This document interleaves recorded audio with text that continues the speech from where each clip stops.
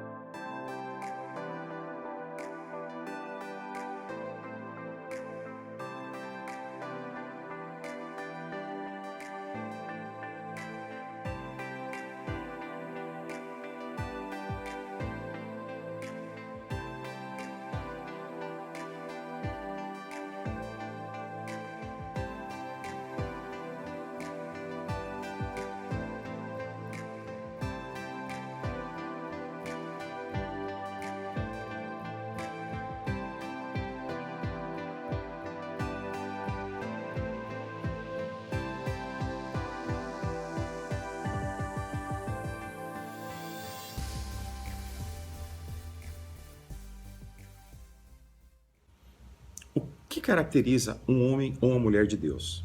Certamente você já ouviu essa pergunta. O que distingue um homem ou uma mulher que são servos do Senhor, que entregaram a sua vida a Jesus, que seguem os caminhos do Senhor e que tem Cristo no seu coração, daqueles que não tomaram essa decisão, que não fizeram essa opção de vida e que não conhecem a Jesus? Quais são as características, os traços, quais são as marcas que diferem aquelas pessoas que são servas do Senhor das demais? Eu gostaria que você pegasse um papel e anotasse a sua resposta neste momento, para a gente conseguir refletir sobre ela um pouco mais além. Tá ok?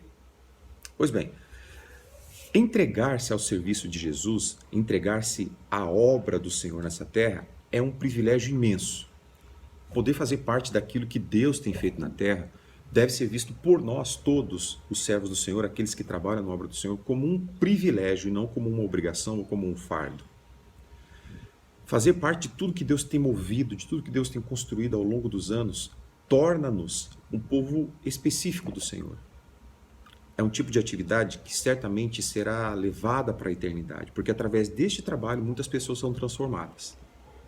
A todos aqueles que trabalham na obra do Senhor, desde pastores, desde líderes, desde professores, diáconos, professores, auxiliares, músicos, ministrantes de louvor, zeladores, todos aqueles que de alguma forma ou de outra executam algum tipo de atividade na casa do Senhor, a estes é exigido, nós partimos do ponto aqui de que Paulo tem ensinado a Timóteo, é exigido que essas pessoas conheçam a Deus. Este primeiro conhecimento que nós pensamos é o conhecimento bíblico, teológico, é o conhecimento técnico daquilo que o Senhor escreveu nas suas escrituras. Porque é impossível que alguém sirva ao Senhor fielmente, de coração e plenamente, sem conhecer aquele Deus que foi revelado através das suas escrituras. Então esse é um ponto que nós já temos discutido e que é pacífico na literatura. Nós devemos conhecer ao Senhor pela palavra do Senhor, conhecer a Bíblia, conhecer as escrituras do Senhor. Mas além disso, o Senhor exige de nós, e nós vimos Paulo ensinando a Timóteo e a partir daí ensinando a todos nós, que Tão somente conhecer o Senhor não é o suficiente. Tão somente conhecer o Senhor biblicamente e tecnicamente não é o suficiente para que aquele que leva o nome do Senhor seja reconhecido como um bom cristão. É necessário também algumas características, algumas marcas, alguns elementos identificadores que mostrem ao mundo que aquela pessoa é um servo do Senhor. Assim como um funcionário necessita de um crachá, assim como um funcionário de uma determinada empresa precisa de um uniforme que o mostre que ele é vinculado àquela empresa, nós precisamos de algo que nos identifique. E este algo não é um elemento exterior. Erroneamente, algumas pessoas têm pensado ao longo dos tempos que a forma de se vestir mostra que ele é ou não um cristão, que a forma de cortar o seu cabelo, que a forma de usar os seus acessórios pode demonstrar que ele é ou não filho de Deus. Este é um equívoco, nós não temos nenhum precedente bíblico para esse tipo de pensamento. Mas as marcas daqueles que servem ao Senhor são marcas mais profundas, mas que mesmo não sendo exclusivamente visuais, são capazes de mostrar a qualquer um que há naquela pessoa algum elemento diferente de todos os demais. E este elemento são transformações movidas pelo Espírito Santo de Deus, mas que fazem parte da nossa conduta diária e do nosso esforço diário. Nós vamos ver um pouco desses elementos agora. O texto que nós leremos é o texto que já foi mencionado, primeira carta de Paulo a Timóteo, capítulo 6, versículos 11 a 16, e depois nós vamos saltar para os versículos 20 e 21. Você pode abrir a sua Bíblia agora.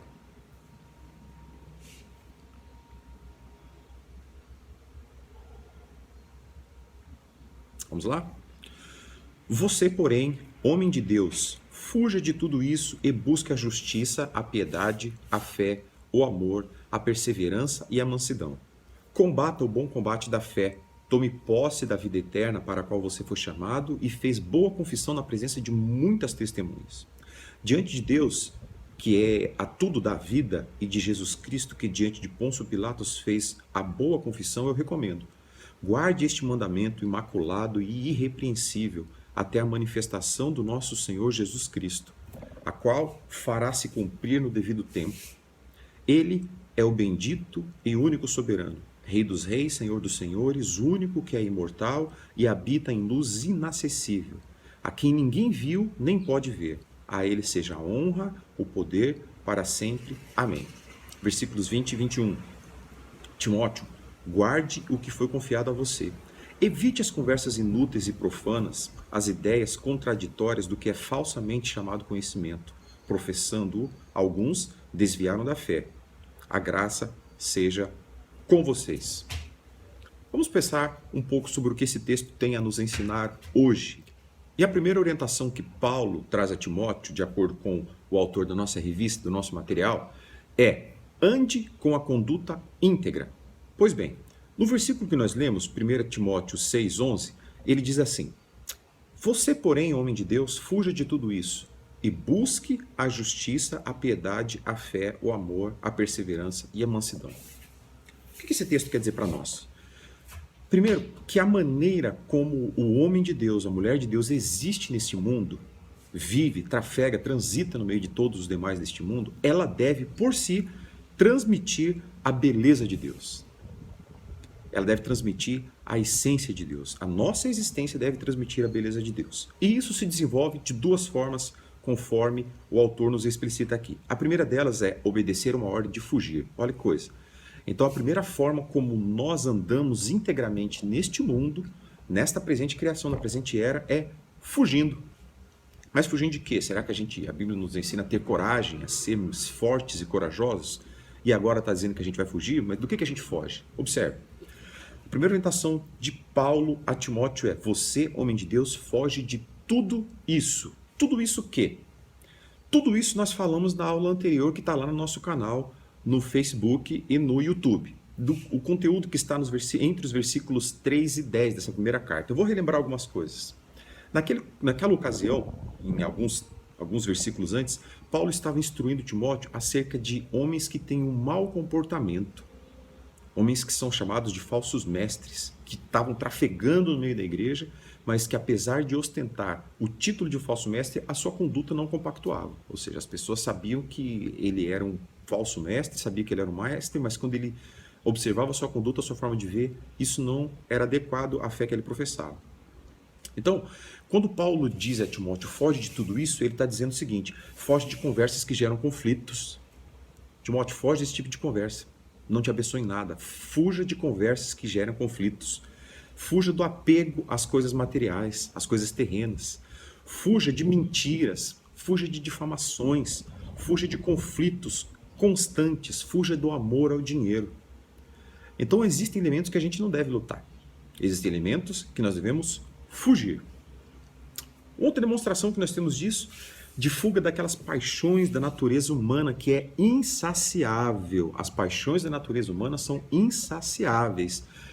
E isso já foi visto pelo sábio Salomão, quando ele percebeu que tudo que existe embaixo da terra, inclusive as paixões humanas, são insaciáveis, são fúteis, são passageiras e não são capazes de trazer a satisfação. Então nós vemos isso quando o próprio Paulo vai escrever a Timóteo, na segunda carta, será objeto de próximo estudo, na segunda carta do capítulo 2, versículos 22, que ele fala para Timóteo fugir das paixões da mocidade. Será que as paixões da mocidade não são boas? Por que Timóteo deve fugir? Porque, via de regra, são paixões inconsistentes, paixões temporárias, vãs, sem reflexão, sem sabedoria, superficiais, sem raízes. Isso não traz vida. Então Paulo vai orientar Timóteo mais à frente que ele deve fugir também dessas paixões. Nós observamos no Antigo Testamento um episódio ocorrido com José, enquanto ele estava ainda no Egito, em que ele foi seduzido pela mulher de Potifar e que diante dessa sedução, a única coisa que restou a José foi fugir. Fuja de paixões que não são possíveis de ser peleadas, lutadas, que não são possíveis de ter uma vitória. Fuja. Não é constrangedor ao cristão fugir desse tipo de tentação, desse tipo de situação, que pode levá-lo à ruína. Fuja disso. Devemos fugir também de vícios, fugir de lutas difíceis que são impossíveis de vencermos tão somente pela força do nosso braço. Então, quando o nosso problema é uma luta contra o álcool, contra drogas, contra coisas pelas quais nós sabemos que a nossa existência é baixa, nós devemos fugir. São coisas que nós não devemos tentar lutar e enfrentá-las, nós devemos fugir. Você tem dificuldade com álcool? Fuja dele, não se exponha a situações onde você vai sofrer com essa presença. Evite aquele churrasco da empresa que você sabe que vai ter muito álcool, sendo que você não quer participar disso. Se o teu problema é drogas, evite ambientes em que você possa ser exposto a isso. O problema é que muitas vezes a gente vai usar erroneamente alguns textos bíblicos, inclusive o texto que diz que a gente deve fingir de louco para ganhar os loucos. Aí a gente vai querer estar em um ambiente onde tem drogas, onde tem sexo, onde tem prostituição, onde tem vícios, onde tem todo tipo de perversidade que ofende o coração do Senhor, apenas sobre a perspectiva ou a desculpa de que estando ali nós estaremos ganhando pessoas. Isso é uma desonestidade intelectual, isso é uma mentira propriamente dita, isso é uma falsidade bíblica, porque muitas vezes o nosso objetivo não é esse. Muitas vezes o nosso objetivo é saciar o desejo da nossa carne e a gente utiliza dessa desculpa apenas como uma muleta para fazer aquilo que a gente quer fazer. Então a gente precisa ser honesto nisso e a ordem de Paulo aqui é fuja desse tipo de coisa. Fuja. Não como um sinônimo de medo ou de covardia, mas como coragem. É necessário ter coragem. Foi necessário que José tivesse coragem para fugir daquela mulher de Potifar, fugir daquela sedução. É necessário ter coragem para a gente fugir de uma mesa onde as bebidas que mais satisfazem a nossa carne estão expostas. É difícil, mas ao mesmo tempo é necessário ter coragem. Então a ordem inicialmente é fugir. A primeira forma de andarmos com a conduta íntegra nesse mundo é fugir daquilo que ofende ao nosso Deus. A segunda ordem aqui é correr atrás, é buscar. Enquanto a primeira ordem exige que a gente fuja, a segunda ordem exige que a gente persiga. E correr atrás do quê? O versículo continue. Busque a justiça. Justiça é fazer o que é reto, fazer o que é certo diante do Senhor. Não com base na nossa justiça própria, que diga-se e deixe bem claro. Cada pessoa tem uma concepção e uma consciência de justiça diferente. Mas com base na justiça que é reta, segundo o juízo do Senhor.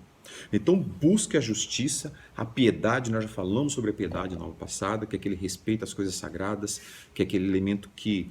aquela devoção vertical ao que nós temos com o nosso Deus, o respeito pela sua pessoa, pela sua grandeza, pela sua santidade, e que isso reflete na nossa conduta e nos nossos relacionamentos horizontais com as demais pessoas.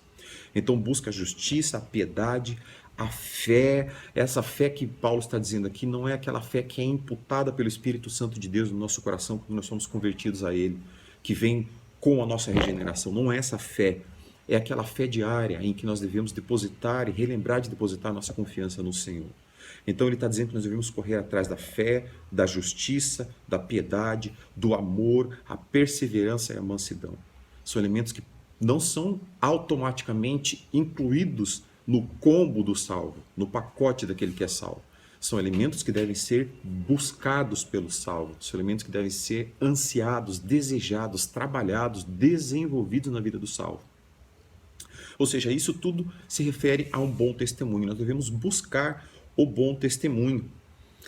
Por quê? Porque o bom testemunho é aquilo que chega antes da mensagem.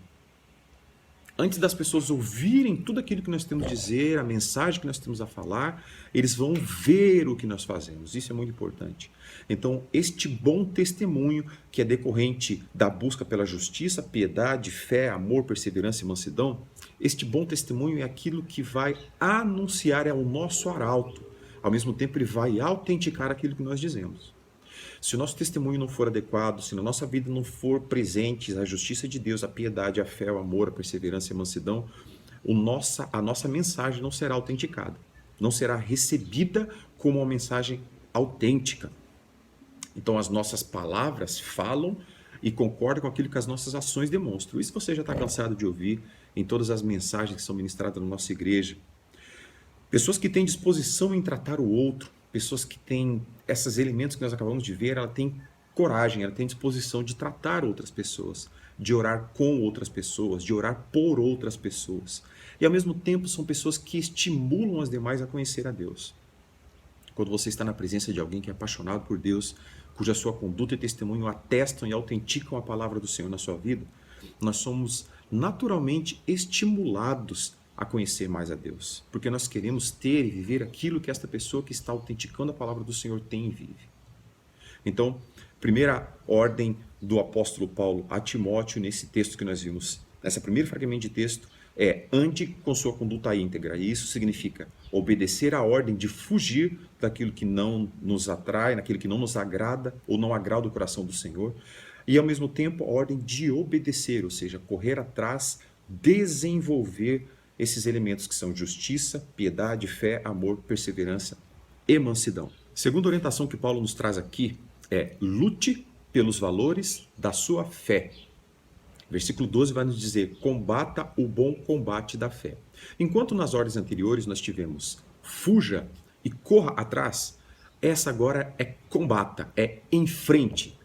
Porque isso fala sobre algo que deve ser enfrentado, algo que deve ser levado a cabo, que são os valores da fé que nós professamos, que nós confessamos. Lutar nos traz uma ideia de combater, um combate corpo a corpo. Isso a gente vê em esportes praticados pela TV, muitos de nós praticamos, mas a intenção aqui, a ideia aqui é de um combate interior e individual, onde o próprio corpo a ser combatido é o nosso, é uma luta individual.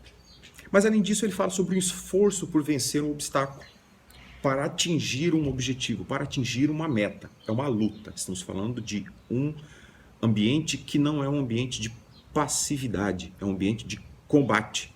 Isso porque exige de nós um esforço muito grande e porque exige de nós uma vitória. Pois bem, muitos de nós, e nós falamos isso na aula passada, muitos de nós lutamos com objetivos diferentes. E os objetivos que ensejam as nossas lutas são objetivos que são temporários, que diante de uma perspectiva de eternidade são quase inexistentes. Nós lutamos muitas vezes pelo nosso nome, por manter um nome, por manter a nossa honra, por manter o nosso prestígio, por alcançar um prestígio, por alcançar um poder. Falamos disso sobre egocentrismo, sobre o homem, o nosso ego acima de todas as coisas. Quando a gente luta e coloca esforços para tornar o nosso nome grande, por ampliar a nossa honra, por demonstrar a nossa honra, por lutar por ela, pelo prestígio, por alcançar mais prestígio na sociedade, pelo poder, nós estamos falando de egocentrismo. Nós estamos colocando o nosso ego no centro de qualquer coisa. Mas também lutamos pelo dinheiro, pela riqueza, lutamos pelo patrimônio, pelo ter ou pelo possuir. Falamos sobre materialismo, sobre elementos que passarão num piscar de olhos. E, repetindo, o que nós já vimos na aula anterior, o novo Covid, o Covid-19, o coronavírus, está aqui para demonstrar que tudo isso não vale de nada. Nada disso serviu. Nada disso serviu. As economias estão ruindo, pessoas estão perdendo bilhões de dólares todos os dias. E a demonstração de que o dinheiro, o poder, o prestígio, a fama, a riqueza são desnecessários, insuficientes e inócuos diante de toda a grandeza daquilo que Deus pode fazer. Então, muitas vezes nós dirigimos a nossa força, todos os nossos esforços por uma luta que não é uma luta que vai nos trazer benefícios. Pelo contrário, vai alimentar o que nós temos de pior. Quando a gente luta por manter e por preservar o nosso nome, por tornar o nosso nome grande, por tornar o nosso nome acima do outro nome, a gente está sendo egoísta, egocêntrico. Essa luta não é vitoriosa, vai alimentar a nossa carne. Quando a gente luta por ter, por possuir, é uma luta que vai construir para nós um castelo gigante, mas um castelo de cartas, que qualquer vento é capaz de derrubar. Estes não são os valores da nossa fé. Nós devemos lutar por objetivos, por aquilo que nós confessamos diante do Senhor. Aquilo que uma vez publicamente nós confessamos diante de uma comunidade, que é amar o Senhor, que é entregar a sua vida ao Senhor e que é lutar para que o nome do Senhor se faça grande e não o nosso. Para que a glória do Senhor seja conhecida e não a glória. Para que o reino do Senhor seja amplificado e não o nosso reino. Há muitas pessoas que, diante do seu discurso, tratam do reino do Senhor. Que diante de pregações e diante de comunidades falam que o reino de Deus é grande, deve ser grande, que nós devemos trabalhar em prol do reino de Deus. Mas que na prática estão construindo reinos para si. Estão tornando o seu reino e o seu nome grandes. Onde Deus é apenas um elemento coadjuvante nessa construção de reino. Mas os valores pelos quais nós devemos lutar são os valores do reino do Senhor. Combater o bom combate da fé que vem do Senhor. E de que forma se dá essa luta? Nós temos aqui duas orientações de Paulo. A primeira delas é: lute de maneira perseverante por meio de uma vida devocional. As duas armas que nós temos. A primeira delas é uma luta de uma forma perseverante. Por quê? Porque é uma luta que não termina em um dia, não termina em um round, não termina em um momento. É uma luta que é diária. É um combate diário. E esse combate se dá inicialmente por meio de uma vida devocional. Observe que o devocional vem de devoção. Nós temos recebido diariamente meios devocionais, motivações devocionais para intercedermos ao Senhor, para adorarmos ao Senhor. Mas observe que essa expressão devocional, ela não é um método. Devocional não é um método. Devocional não é uma literatura, não é um livro, não é um texto. Devocional é uma forma. Devocional vem de devoção, que é admiração, que é adoração. Portanto, o devocional, como eu disse há pouco, o devocional não é um livro que lemos, mas devocional é uma vida que temos. É uma dedicação de adoração a Deus. E esse devocional não deve durar um momento, esse devocional não deve durar durante a leitura de um material, esse devocional deve ser constante na nossa vida. Ele deve ser visto em todo o tempo. A gente consegue devotar a Deus a nossa adoração em qualquer ocasião. A gente consegue devotar a Deus a nossa adoração em qualquer instante. Por óbvio, existem momentos que nós devemos dedicar exclusivamente a isso, e é muito importante que a gente dedique momentos exclusivamente à adoração do Senhor. Momentos em que a gente não tenha outras obrigações, em que a gente separou para exclusivamente estar adorando ao nome do Senhor. Independente de estarmos na comunidade ou não, nós devemos ter esses momentos individualmente, em família, em grupos de amigos, em grupos de igreja, pequenos grupos, mas é importante que tenhamos isso. Mas o momento devocional, ele não quer dizer exclusivamente momentos exclusivos e para essa finalidade. A devoção e os momentos devocionais, eles se refletem em qualquer ocasião. Eles se refletem no momento de gratidão por uma bênção recebida, eles se refletem no momento de gratidão e fé por uma bênção não recebida, por uma oração não atendida, ele reflete-se no momento de devoção, de gratidão, de adoração ao Senhor, no momento de livramento, ou no momento de livramentos menores, em momentos de acidentes, em coisas desagradáveis que nos ocorrem, mas que nós devemos lembrar que Deus é aquele que controla tudo que há no universo. E a nossa adoração do Senhor deve existir não somente em momentos agradáveis, mas também em momentos de dificuldades. E temos vivido isso neste momento, de muitas incertezas, em que muitos de nós não têm a certeza do próximo pagamento, muitos de nós não têm a certeza de estabilidade de sua saúde, muitos de nós não temos muitas certezas. Então, nesses momentos, momentos em que a gente pode devotar a Deus a nossa adoração e reconhecer que Ele, de fato, é o Criador, mas agora não somente com os nossos lábios, mas também com o nosso coração. A segunda forma que nós temos aqui de lutar é com as mesmas armas dos servos do passado. A Bíblia serve para nós tanto quanto orientação, como regra, como ordem, mas serve para nós como exemplos de pessoas que viveram antes de nós, cuja fé pode ser vista até e analisada como uma fé muito maior do que aquela que nós professamos hoje. Isso porque eles são melhores que nós? De forma alguma. Isso porque são pessoas que tiveram a sua fé depositada no Senhor de uma forma que nós ainda não aprendemos a fazer, de forma que nós ainda não conseguimos desenvolver. E quais são essas armas? Que método é esse que essas pessoas utilizaram para agradar a Deus e para lutar de uma forma que agradasse o coração de Deus? Vamos ver alguns. Hebreus 11:4 fala sobre o nosso irmão Abel. E o texto é muito lindo, ele diz assim que pela fé Abel ofereceu a Deus mais excelente sacrifício que Caim. Olha que curioso, que informações esse texto nos traz. É um texto tão pequeno, mas que traz tanta coisa. Primeiro ele diz que pela fé. A intenção inicial de Abel em agradar ao Senhor foi a fé. A fé foi a ferramenta que motivou e que levou Abel a oferecer a Deus o seu sacrifício. Então, pela fé, Abel ofereceu, Deus não lhe pediu, espontaneamente ele entregou ao Senhor o mais excelente sacrifício. Não apenas um sacrifício, não apenas uma obrigação, mas o mais excelente sacrifício, maior e melhor e mais qualitativo que o de Caim. Pense um pouco. O que você tem oferecido ao Senhor? Qual é o sacrifício que você tem oferecido ao Senhor? Abel ofereceu, não lhe foi pedido. Abel ofereceu voluntariamente um sacrifício ao Senhor. E esse sacrifício foi o mais excelente. Meus irmãos, muitas vezes quando eu penso nesse texto, me causa constrangimento, me causa vergonha, me causa dor. Porque nem sempre aquilo que eu tenho oferecido ao Senhor tem sido mais excelente. E por isso eu te pergunto, o que você tem oferecido ao Senhor? Aliás, primeira pergunta, você tem oferecido algo ao Senhor? Ou você tem simplesmente prestado obrigações religiosas? Você tem oferecido ao Senhor, o teu culto tem sido uma oferta ao Senhor? Ou você tem somente comparecido ao templo para bater o seu cartão e cumprir as suas obrigações religiosas semanais? A tua entrega tem sido qualitativa ao Senhor? As tuas aulas têm sido qualitativas ao Senhor? A tua apresentação de adoração e de louvor ao Senhor? O teu trabalho de capelania, o teu trabalho de misericórdia, ajudando pessoas que têm fome, ajudando pessoas que têm sede? O que nós oferecemos ao Senhor? O que nós oferecemos a Deus?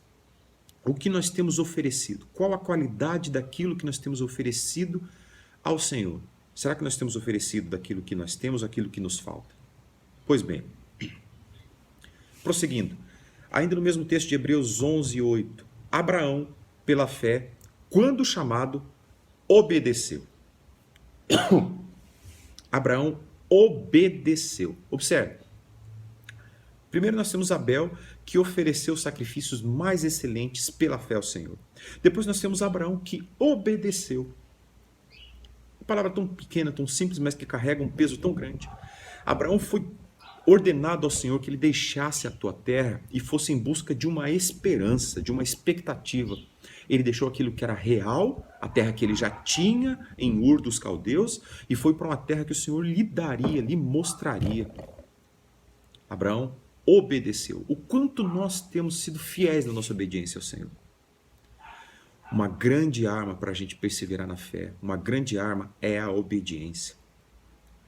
Ainda no Antigo Testamento nós temos o exemplo de Enoque, que foi um homem que andou com Deus. Olha que coisa, Enoque aprendeu a andar com Deus. Mas isso veio não de uma hora para outra, não veio milagrosamente, não veio depois de uma campanha intensa de Enoque, veio depois de uma vida de intenso relacionamento com Deus. E a revista que nós utilizamos, ela vai dizer que Enoque, ele aprendeu a andar com Deus em tanta intensidade que em um certo momento a identidade de Enoque passou a ser a expressão do próprio Deus. Sabe aquele versículo que está no nosso coração, mas que não está na mente? Que diz assim, não olhe para mim, olhe para Jesus. Principalmente quando a gente tem pecados que a gente não quer abandonar, e a gente diz para as pessoas, você não tem que olhar para mim, você não tem que olhar para os crentes, você tem que olhar para Jesus. Enoque era uma pessoa que nunca diria isso, Porque quando as pessoas olhavam para Enoque, as pessoas viam Deus na vida dele. As pessoas viam Deus, sabiam que existia um Deus, por quê? Porque eles sabiam que existia um Enoque. E quando olhavam para Enoque, eles viam a expressão do ser de Deus. Jesus disse que quem tem os meus mandamentos e os guarda é este o que me ama. Quem tem os meus mandamentos e os guarda é este que me ama. Então nós temos recebido os mandamentos do Senhor. Mas nós temos o guardado da forma que a palavra do Senhor nos orienta. Guardar este mandamento é recebê-lo e praticá-lo. Então está aí a obediência, o conhecimento de Deus, o amor a Ele, a obediência, a fé, devoção são armas que nós nos valemos na luta diária pelos valores da nossa fé. Se nós queremos lutar pela nossa fé, combater o bom combate da fé, nós precisamos guardar estes elementos. Sem eles, pelas nossas forças próprias, é impossível guardarmos os valores da nossa fé. Terceiro ponto, aproprie-se da esperança na eternidade. Esse texto está no versículo 12, diz assim: tome posse da vida eterna, para a qual você foi chamado e fez a boa confissão na presença de muitas testemunhas. Então aqui Paulo está relembrando a Timóteo que diante de pessoas, diante de uma comunidade, Timóteo fez a sua profissão de fé. É aquilo que nós fazemos quando somos batizados, aquilo que nós fazemos diante de uma comunidade ao ser recebidos como membros e diante do batismo, a profissão de fé. Então Paulo está dizendo, tome posse da vida eterna. Que vida eterna? Aquela para a qual você foi chamado e aquela pela qual você fez a confissão diante de muitas pessoas. Um texto que nós podemos complementar esse é o texto de Romanos 8, 21 e 22, em que o apóstolo está dizendo que a terra, que a natureza geme e suporta as angústias. Isso pode ser comparado da mesma forma como uma mulher grávida, prestes a dar à luz, no mais alto, na mais intensa dor de parto, suporta, sabendo que o fruto disso, ou seja, a criança que vai nascer, é o objetivo de toda aquela dor que ela está sofrendo. Então ela suporta porque ela sabe que o bem será maior. Ela suporta a dor de parto porque ela sabe que a criança que virá será capaz de ser superior a toda essa dor. Então vale a pena suportar por conta do benefício que virá posteriormente, que é infinitamente maior. Hoje, quando a mãe olha para o seu filho, ela tem apenas uma sombra da dor que ela sofreu, porque ela sabe que aquela criança trouxe uma alegria muito maior. Da mesma forma, o Paulo está dizendo aqui que a natureza se geme e suporta essas angústias, porque virá o dia da sua redenção. Nós estamos falando aqui de tempo. Paulo está falando para Timóteo, tome posse da vida eterna, de uma eternidade contra a temporalidade que nós vivemos, daquilo que é eterno contra aquilo que tem um prazo de término. Nós estamos falando então de tempo, de uma vida em perspectiva. E nós vamos pensar inicialmente que o tempo é algo relativo. A vida em perspectiva precisa nos trazer a ideia de que o tempo é relativo. Olha só, quando você pensa no tempo, pensemos, por exemplo, em 10 segundos. O que a gente faz em 10 segundos? A gente assiste uma propaganda de YouTube. 10 segundos é o tempo de assistir a introdução breve de um filme que a gente gosta. E quando a gente assiste um filme, 10 segundos não é absolutamente nada. Absolutamente nada. Dentro de um filme que a gente gosta, tendo tempo para isso. Mas esses 10 segundos mudam de figura quando você vai tomar uma injeção. Em especial, uma injeção que me causou grande dor na minha vida, que é chamada de benzetacil. Quando você vai tomar a benzetacil, 10 segundos parece uma eternidade. Parece que nunca vai acabar. Se você pensa um pouquinho mais de tempo, 3 minutos é um tempo que para um adulto, quando você está sentado diante de um papel, 3 minutos é um tempo que não te acrescenta e não te tira nada. Mas 3 minutos para que uma criança fique sentada sem fazer nada é uma eternidade. Quando você amplifica mais esse tempo e você pensa em um ano é aquele tempo que a gente olha para trás e fala, nossa, passou um ano e eu nem percebi. Há um ano atrás eu estava fazendo isso e agora eu já estou aqui. Este ano voou. Porém, quando você vai pensar em um ano sob a perspectiva de alguém que está privado de liberdade, um ano para o preso é um tempo eterno. Então o tempo é apenas deve ser analisado com a base de uma perspectiva. Sobre o ponto de vista, ele tem um valor, sobre o ponto de vista, ele tem outro. E para nós, quando pensamos em eternidade, nós devemos lembrar disso. Porque aqui a Bíblia diz que nós sofreremos perdas, nós sofreremos necessidades, nós sofreremos dor, frio, fome. Só que o nosso sofrimento é amplificado quando a nossa perspectiva de tempo é apenas essa. Quando a nossa perspectiva de tempo é a mesma de uma injeção de bezetacil de 10 segundos que não acaba nunca. Quando a nossa perspectiva de tempo passa a ser a eternidade, nós vamos compreender que esses 10 segundos vão acabar muito em breve e que a dor dessa injeção vai passar. E Paulo nos orienta a olhar sobre a perspectiva da eternidade, quando ele diz a Timóteo: tome posse da vida eterna. Olhe além. Entenda que o tempo de Deus é muito superior e que tudo isso que aqui nós vivemos é absolutamente temporário, é absolutamente limitado e logo vai acabar. Para alguns mais logo do que para outros. Mas, diante de uma perspectiva de eternidade, tudo isso é muito pequeno. Então Paulo vai dar mais algumas orientações. A primeira delas é um olhar direcionado às coisas que virão.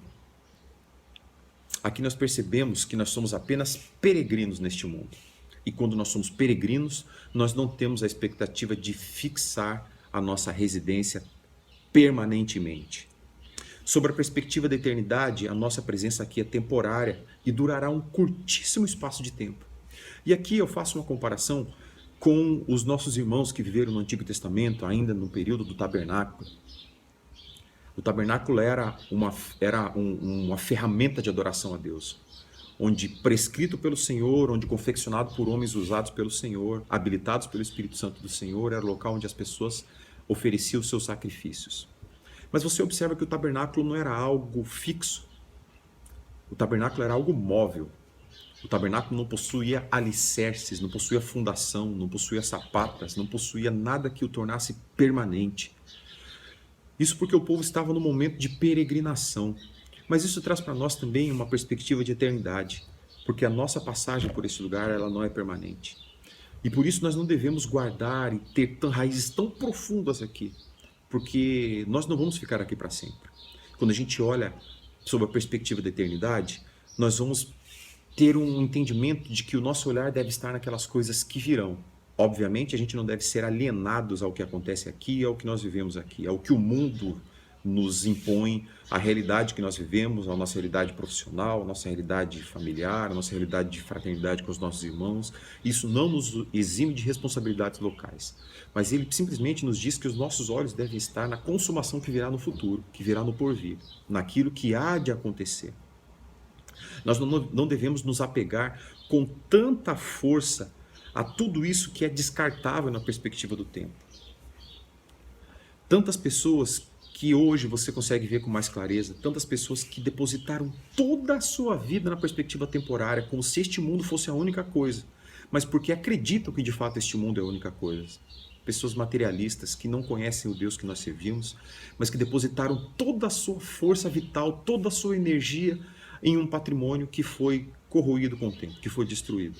A Bíblia nos ensina a não fixarmos os nossos olhos nessas coisas. A Bíblia nos orienta a olhar para aquilo que é eterno e a nos apegar firmemente àquilo que é eterno. E aqui eu trago outra comparação do Antigo Testamento.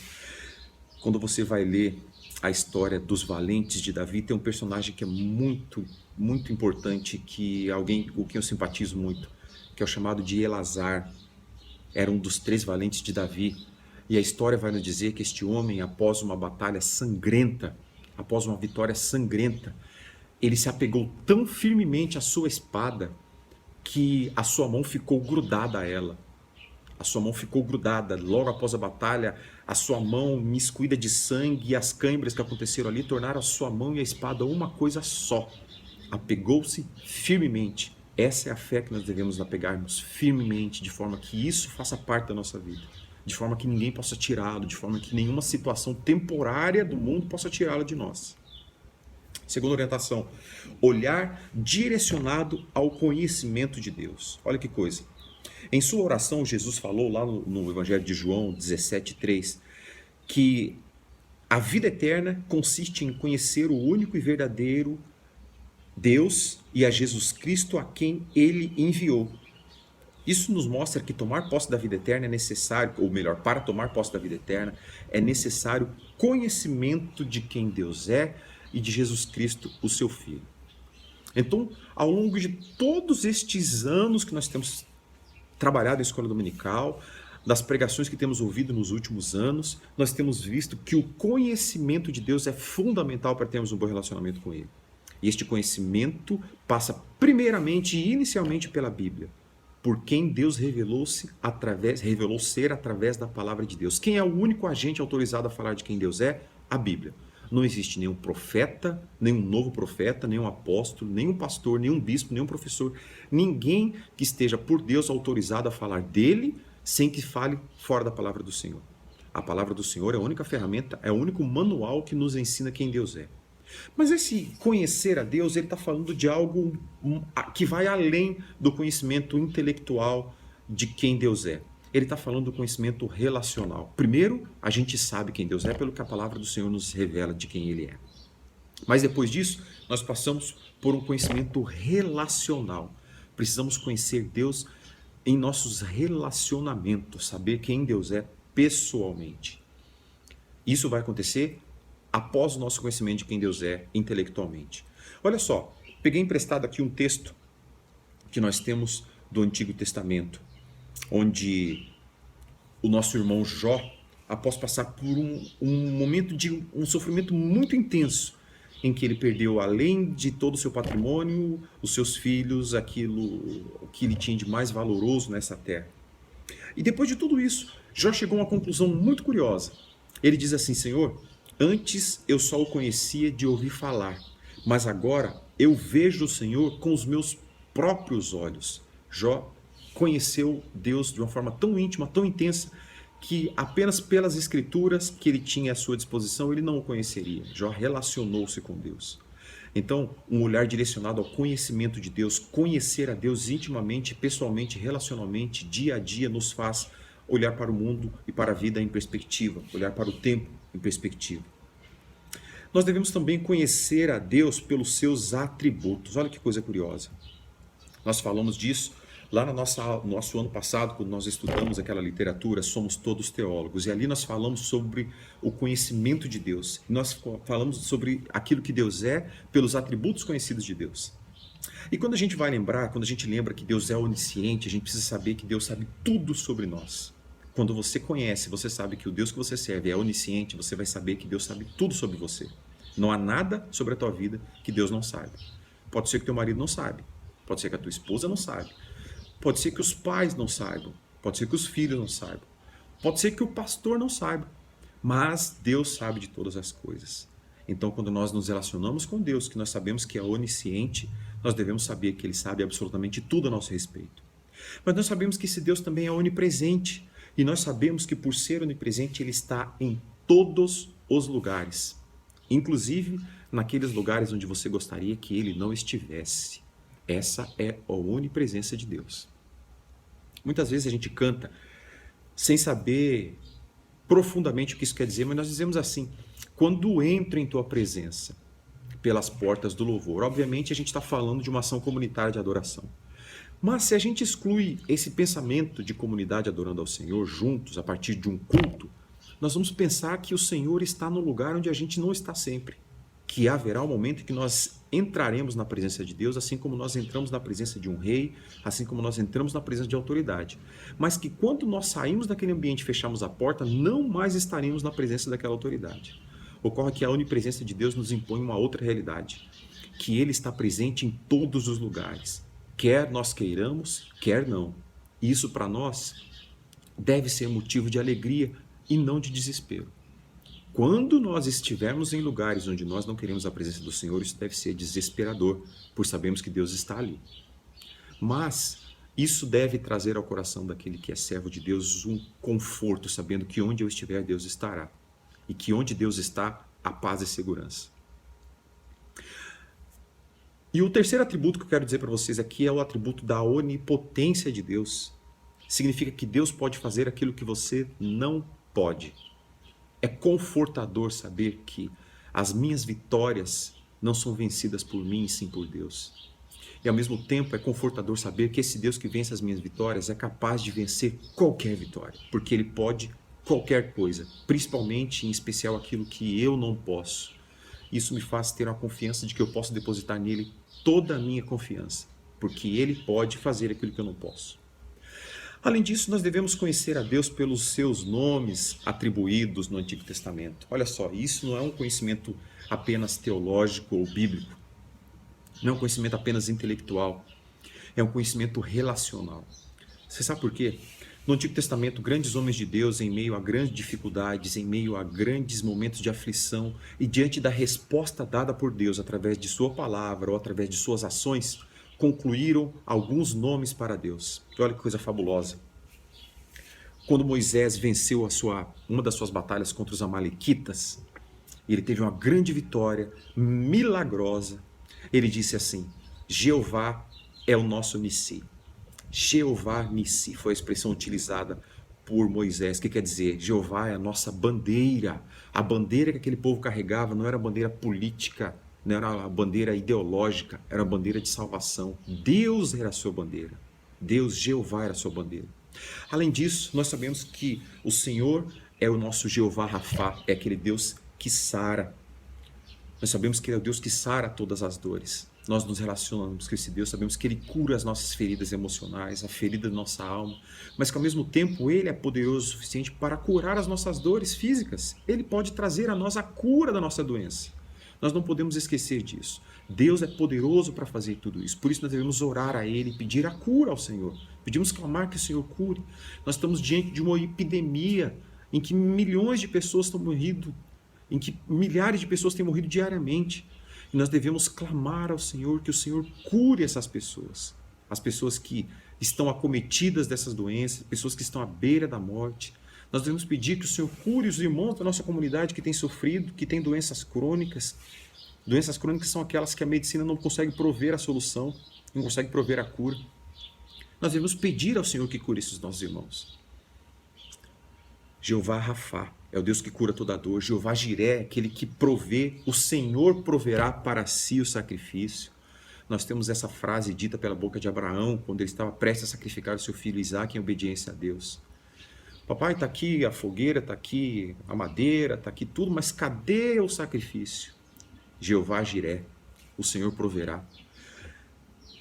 Talvez o momento da nossa história em que coletivamente a gente tenha vivido mais profundamente esse versículo nesse momento da nossa vida, né? Em que a economia está parada, em que o governo não está arrecadando, em que todo o comércio não está produzindo, em que pessoas não sabem do seu salário. Então esse é o momento que a gente deve provar desse Jeová Jiré, desse Deus que prometeu aos seus filhos que nada lhes faltaria. Jeová Jiré é o Senhor que provê. Jeová Shalom é a nossa paz. Jeová Sabaô é o Senhor dos exércitos, é aquele que luta por nós. Jeová Samá é o Senhor que está sempre presente. Então, quando nós conhecemos o Senhor de uma forma apresentada pelos nossos irmãos do Antigo Testamento, por experiências que por eles foram vividas, nós temos o conhecimento não somente intelectivo de quem Deus é, mas também o conhecimento relacional. Provai e vede que o Senhor é bom. Provai e vede que o Senhor é aquele que é a nossa bandeira, é aquele que nos sara, é aquele que provê para nós todos os nossos recursos, é aquele que é a nossa paz, é aquele que luta por nós, é aquele que está presente. Quarta lição, guarde o mandamento. Versículo 14. Guarde este mandamento imaculado e irrepreensível até a manifestação de nosso Senhor Jesus Cristo. Paulo já havia ensinado Timóteo em 5 capítulos, nós estamos no 6º capítulo, no final dele. Então são praticamente 6 capítulos, uma carta inteira em que Paulo ensina a Timóteo princípios básicos de uma liderança. Como um pastor deve se comportar, como ele deve administrar a igreja e cuidar da sua igreja, dos fiéis que o Senhor colocou sob sua responsabilidade. E ele sabia que este ensino não deveria apenas ficar na superfície do entendimento, ele deveria ser inculcado, deveria entrar na mente profundamente, criar raízes. Este ensinamento não poderia ser, em algum momento, colocado em dúvida. Este ensinamento deveria ser administrado, mastigado, engolido e fazer parte da vida daquelas pessoas. Além disso, podemos ver ainda, nessa expressão que Paulo trata, guarde este mandamento, ele está falando da importância de tudo isso que ele ensinou até agora ser parte integrante da vida daquelas pessoas. Olha que curioso. Quando a gente vê exercícios militares, nem sempre a gente compreende o porquê o sargento é tão bravo e cobra tanto os seus soldados na obediência a algumas regras. Nós não entendemos por que aquelas regras são tão repetitivas, tão constantes e tão intensas. Mas a gente vai perceber, a gente vai pensar que tudo aquilo que está acontecendo naquele ambiente militar é um treinamento para um momento de conflito, para um momento ruim, para o dia mau. A expectativa é que não se utilize, mas que se houver um momento de adversidade, aqueles soldados precisam estar prontos para combater. E durante este combate, eles precisam estar prontos para obedecer fielmente à ordem do seu superior, sob pena de ter a sua morte decretada tanto quanto a morte dos demais. Ou seja, a vida daqueles soldados depende da obediência ao seu superior.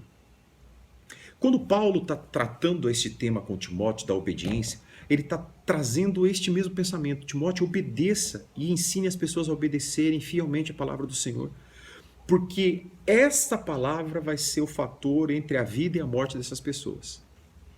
Então Paulo está dizendo, guarde este mandamento imaculado e irrepreensível até a manifestação do Senhor, obedeça até que o Senhor volte, até a nova vinda do Senhor Jesus. Então, nós podemos dizer que Paulo está chamando Timóteo e os demais irmãos a obedecer às regras. Isso é tão complicado nos dias de hoje, porque a gente está vivendo um tempo em que, talvez diante de um cenário político, ideológico, a obediência é algo que está fora de moda. Obedecer pressupõe que você é um ser subserviente, que você é alguém que não pensa, que você é uma pessoa ignorante, que você é uma pessoa boba e inocente. Na verdade, a obediência é algo que está fora de moda. Porque desobedecer é algo que aparentemente traz uma certa sofisticação àquele que o faz. Desobedecer às regras, aparentemente, traz um ar de superioridade intelectual. Pessoas que desobedecem às regras, muitas vezes são vistas como pessoas na vanguarda, aquela pessoa que está no... Eu estou combatendo um sistema mal, por isso que não obedeço. Então, a gente vê que o mundo caminha para uma confrontação bíblica. É óbvio que a nossa obediência é limitada à palavra do Senhor. Sempre que entre a lei do homem, a lei civil e a palavra do Senhor houver algum conflito, nós cristãos devemos dar prioridade à palavra do Senhor. Porque nós, antes de sermos cidadãos brasileiros, antes de sermos cidadãos paranaenses, iguaçuenses, ou você da cidade que você é, nós somos cidadãos dos céus. Então, entre a lei civil e a lei do Senhor, nós devemos obedecer sempre à lei do Senhor. E é disso que Paulo está dizendo aqui a Timóteo. Obedecer essas leis, essas regras que Paulo havia trazido a Timóteo através de todas essas cartas. Então, nós devemos obedecer a palavra do Senhor. Obedecer aquilo que o Senhor nos orienta, aquilo que o Senhor nos ensina. Muitas vezes, a gente vê que esse pensamento de desobediência às regras, ele entra na igreja, ele entra no pensamento do povo que se diz povo de Deus. Quando a gente tenta modernizar muitas coisas, principalmente aquela sacada que ninguém teve até hoje. Aquela sacada que nenhum intérprete bíblico teve em 2000 anos de era pós-cristã. Aquela sacada bíblica que nenhum profeta, nenhum homem de Deus no Antigo Testamento teve, mas aquela pessoa teve. A gente tem que tomar muito cuidado com novas revelações. Muito cuidado. A própria palavra de Deus diz que nenhuma escritura é de particular elucidação. Então a gente tem que entender que as novas verdades não são verdades reais.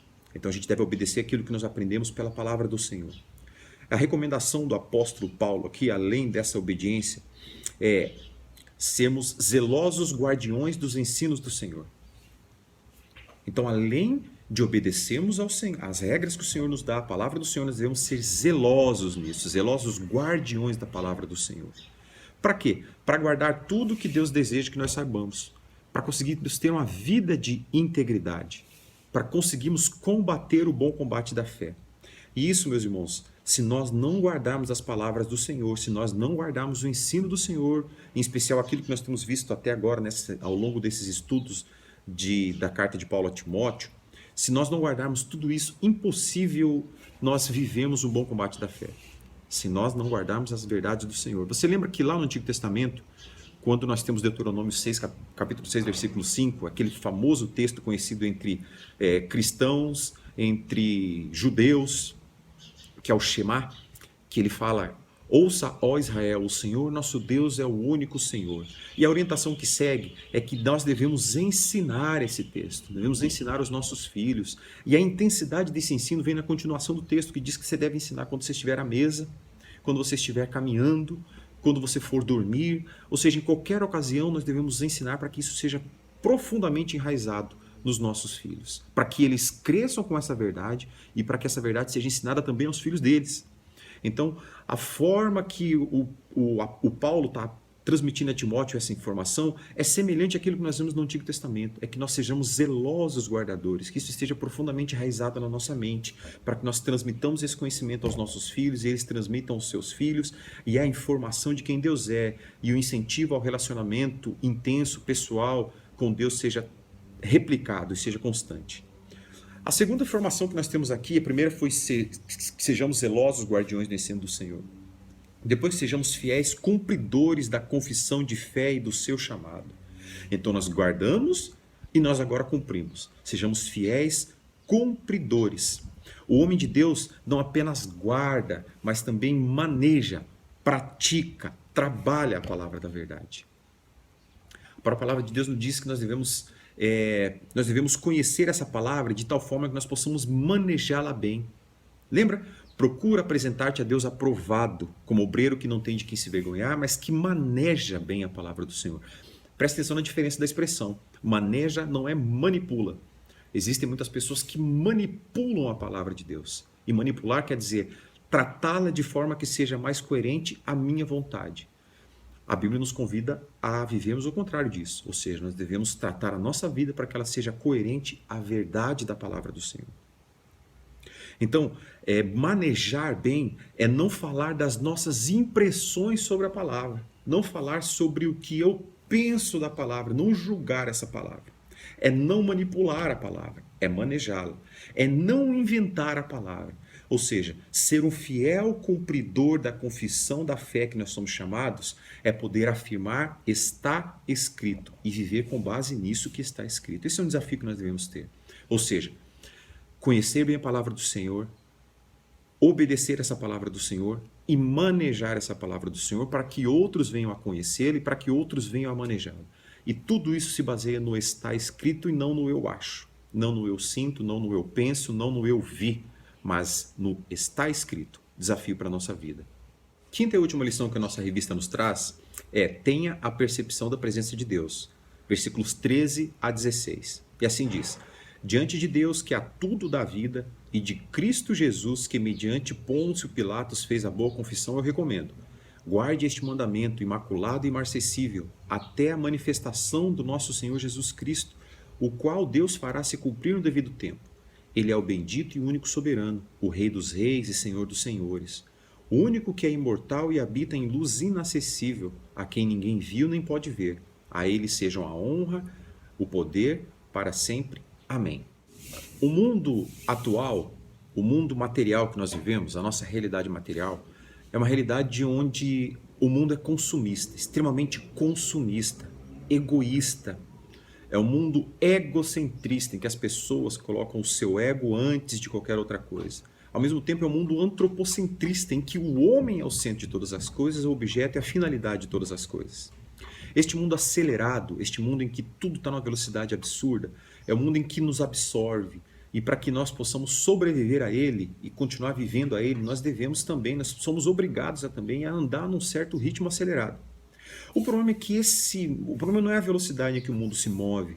O problema é que diante de todas essas regras novas que são impostas a nós, como habitantes moradores desse mundo, eles tendem a embaçar a visão de Deus, a visão de quem Deus é, inclusive diante daqueles que são os filhos de Deus.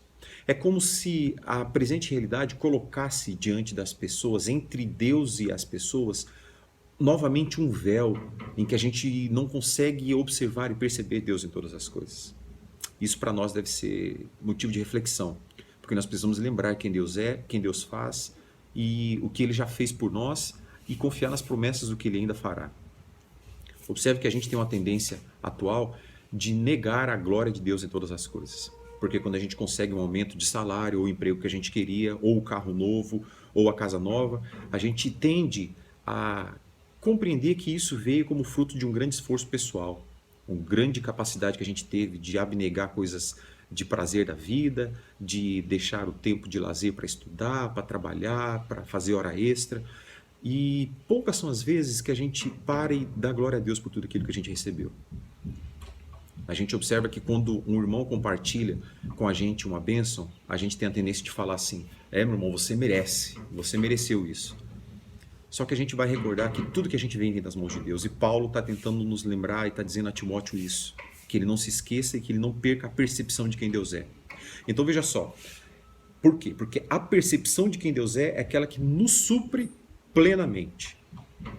Primeira orientação, primeiro subtópico desse é: aquele que a todos dá a vida nos supre plenamente. Tanto o nosso nascimento quanto a nossa existência passam e dependem da presença de Deus.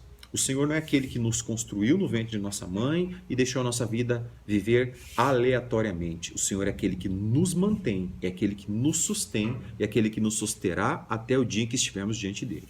Então a primeira percepção que nós temos que ter é essa: aquele que a todos dá a vida nos supre plenamente. O texto que Paulo escreveu a Timóteo. Quando os nossos olhos, e apenas quando os nossos olhos estiverem livres de todas essas barreiras seculares, a gente vai conseguir compreender de fato quem Deus é e o que Ele faz por nós. Em momentos de grande aflição e dificuldade, é mais natural e é mais prático e mais fácil que as pessoas vejam quem Deus é. Isso por uma razão simples, porque em momentos de grande aflição e dificuldade, as nossas possibilidades se esgotam. A gente já não tem mais o que fazer. Nós vimos aí, e eu vi isso, e foi motivo de grande emoção, quando presidentes, líderes de várias nações do mundo fizeram pronunciamentos recorrendo a Deus a solução ao problema do Covid. Então nós observamos que enquanto o homem tem as suas ferramentas e acha que elas são capazes de trazer a solução para os seus problemas, ele as usa. Mas no momento que essas ferramentas se mostraram ineficientes, a gente recorre a Deus. E é uma sequência natural. Quando a gente vai lembrar de momentos de dor, de doença, a gente vai pensar que muitas vezes nós somos ensinados e nós aprendemos a viver dessa forma. Primeiramente, o que você faz diante da doença? Você decreta, você reconhece, você mostra a sua rebeldia contra a doença. Então você a rejeita. Você a rejeita, você não aceita essa doença no seu corpo porque ela não é de Deus, porque ela não vem de Deus, ela é do diabo, então você a rejeita. Quando essa doença continua, você percebe que a tua oração de rejeição não fez absolutamente diferença nenhuma, você procura um médico. Ou seja, você procura a ajuda de um terceiro. Esse médico te prescreve uma medicação, um tratamento, e você observa que esse tratamento não foi eficiente, porque a sua dor continua e a doença não foi embora. Então a próxima fase é você orar a Deus, pedindo a Ele a tua misericórdia. Ou seja, aquilo que nós deveríamos ter feito desde o começo, que foi reconhecer humildemente a nossa incapacidade e pedir que Deus abençoe, seja através de qual método for, seja através de uma cura milagrosa, seja através de um especialista médico, mas nós deixamos isso como última alternativa, porque o nosso ego falou primeiro, o nosso eu posso falou antes. Então a gente precisa lembrar de quem Deus é. Lembrar que Deus é aquele que a todos dá a vida, mas que não parou aí, Ele continua a nos suprir plenamente, na nossa totalidade. Significa que nós devemos reconhecer Deus naquele prato de comida que está sobre a nossa mesa. Reconhecer que aquele prato de comida não foi fruto do meu trabalho esforçado, das muitas horas extras que eu fiz. Foi fruto, em última análise, da graça de Deus derramada sobre mim. A própria mão de Deus que esteve ali no preparo daquele alimento. A gente precisa lembrar de Deus no conforto do nosso lar. Quando você chega da sua casa naqueles 40 graus fora e você tem um ar-condicionado, um ventilador ou a casa fresca, precisa lembrar que Deus a todos supre plenamente. Precisa lembrar que naquele acidente de trânsito só não foi pior porque a mão de Deus estava lá. Precisa lembrar que Deus em tudo está, que Deus tudo pode e que Deus sabe de todas as coisas. Então Deus é aquele que dá a vida e a todos supre plenamente. Segundo ponto é que a percepção de Deus, dessa presença de Deus, nos estimula a pensar na grandeza de Cristo. Quando a gente consegue tirar os nossos olhos tão somente daquele movimento insano e louco que o mundo nos impõe e olhar para o Senhor e começar a perceber Deus tanto nas pequenas quanto nas grandes coisas, começar a perceber a mão de Deus em tudo aquilo que nós fazemos, isso vai ampliar o nosso conhecimento de Deus e ampliar a nossa percepção da grandeza de Cristo. Nós precisamos lembrar que em breve nós veremos Jesus face a face. Ou Ele virá das nuvens e nós iremos até Ele. Mas isso acontecerá em breve. E o apóstolo Paulo, que conhecia a grandeza de Deus, que tinha a presença da familiaridade de Deus, ele orienta: ele orienta Timóteo a ter essa percepção, a observar, a conseguir ver pelos olhos da fé a grandeza de quem Deus é. E essa oração que Paulo faz é muito grande para nós. E essa oração só pode ser feita por aquele que de fato tem uma percepção muito profunda de quem Deus é. E nós somos incentivados a viver e a poder orar dessa forma. Essa doxologia de Paulo, ele diz acerca de Deus: ele é bendito, ele é o bendito e o único soberano, o Rei dos reis e Senhor dos senhores, o único que é imortal e habita em luz inacessível, a quem ninguém viu nem pode ver. A ele sejam honra, poder para sempre. Amém. Paulo estava falando não de um conhecimento teórico de quem Deus era, mas de um relacionamento vivencial. Essa vida que Paulo teve com Deus, essa percepção que Paulo teve de quem Cristo era, a revelação íntima de quem Cristo era, gerou em Paulo esta capacidade de ver a presença de Deus em todas as coisas. E por ver a presença de Deus em todas as coisas, Paulo estava satisfeito em todo e qualquer lugar. Curiosamente, quando Paulo disse essas palavras, a realidade em que Paulo vivia era diferente da nossa. Para mim, aqui na minha casa, dizer que eu estou satisfeito em Deus é uma condição, é uma forma. Agora, para Paulo dizer que ele aprendeu a viver feliz em qualquer situação, quando ele disse isso a partir de uma caverna úmida, fria, em que não tinha os elementos mínimos de dignidade humana para viver, só pode ser dito por alguém que de fato teve uma experiência vivencial com Deus e aprendeu a perceber Deus em qualquer situação. Talvez esse seja um dos nossos grandes desafios, ter a percepção de quem Deus é e perceber Deus em qualquer situação e atribuir a Deus a glória a qualquer benefício que nos venha, mas ao mesmo tempo atribuir a Deus a glória a qualquer desventura que nos venha. Precisamos aprender a viver sobre a dependência de Deus e ser gratos a Deus por tudo aquilo que Ele nos tem dado. Lembra aquela pergunta que você respondeu no início da aula? Então eu te convido a repensar ela agora. Então responda novamente. O que caracteriza um homem ou uma mulher de Deus? Quais são as marcas distintivas daquele que pertence a Deus e daquele que não pertence a Deus? Compare as suas respostas e identifique na sua vida aquilo que merece ser abandonado, aquilo que merece uma fuga de quem você deve fugir, aquilo que deve ser acrescentado, aquilo que você deve correr atrás. Se coloque neste momento, nessa situação de análise e observe em você quais são as marcas que devem ser evidenciadas, quais são as que devem ser trabalhadas, quais são as marcas que você carrega em você, mas que não são marcas de filhos de Deus e que devem ser abandonadas. Depois de identificar isso, ore ao Senhor para que o Senhor lhe capacite a viver de uma forma que todos aqueles que te veem saibam que você é um filho de Deus. A viver de uma forma que as marcas de um servo de Deus possam ser claramente evidenciadas na sua vida, possam ser o seu cartão, possam ser a sua apresentação pessoal, para que todos aqueles que lhe vejam saibam que ali há um filho de Deus, ali há um servo de Deus. E por fim, tenha coragem de implementar na sua vida essas mudanças. Lembrando que há coisas que o Senhor promove em nós e há outras que dependem do nosso esforço e disposição em mudar. E as marcas do Senhor é algo que o Senhor coloca à nossa disposição, mas que nós precisamos ter coragem de assumir, de negar aquilo que não é marca de Cristo em nossa vida e de viver as marcas do Senhor em nós. Meu irmão, espero que você tenha sido abençoado e que você possa produzir, pela ação do Espírito Santo de Deus, as marcas que te evidenciam como um filho, um servo do Senhor Jesus. Tenhamos todos um domingo abençoado e que possamos cultuar ao Senhor juntos, ainda que virtualmente.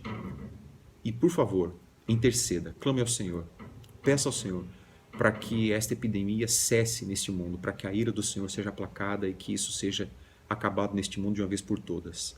E que nós possamos novamente voltar a cultuar e que pessoas não venham a morrer e que pessoas não venham passar mais necessidades. Inclua isso na sua oração diária, em nome de Jesus. Amém.